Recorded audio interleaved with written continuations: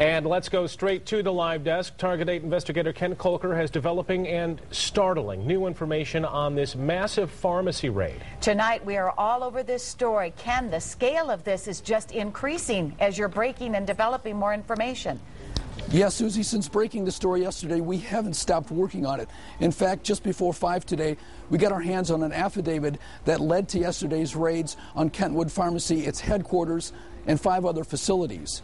And the allegations, if true, are disturbing, that this involved as many as 800 nursing homes and care facilities throughout the area, all customers of Kentwood Pharmacy. That the pharmacy would pick up old, unused medication from these homes, often in paper bags, sometimes from patients who had died, and return them to the packaging plant on 44th Street. The feds say that is where workers repackage them in plain amber-colored bottles and where they attached labels with made-up expiration dates. Now, former and current pharmacy technicians reported finding the wrong dosages in some bottles that workers responsible for repackaging often ate and drank at their work sites and without washing hands or wearing gloves.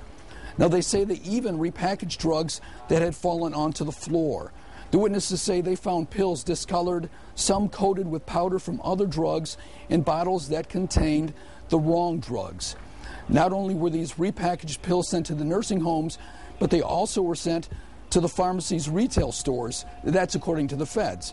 The document also alleges that the repackaged narcotics were stored in the office of owner Kim Mulder.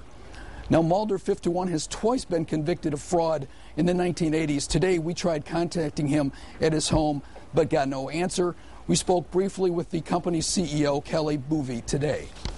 Saying they're talking about nursing homes and taking medications back and repackaging them. I mean, that's what the DEA is saying. I just don't have any comment right now.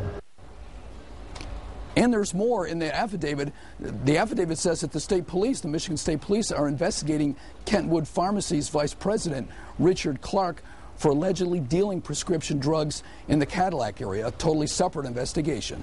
Back to you. Ken, real quickly, a big question our viewers might have is what was the potential danger for the people who took this repackaged stuff? Now, the feds in this affidavit said there were lots of potential danger. I mean, there was the potential of cross-contamination. They found some medication that was dusted, you had dust from other medication, the wrong dosages. They don't have any specifics of involving any patients at this point, at least in these records.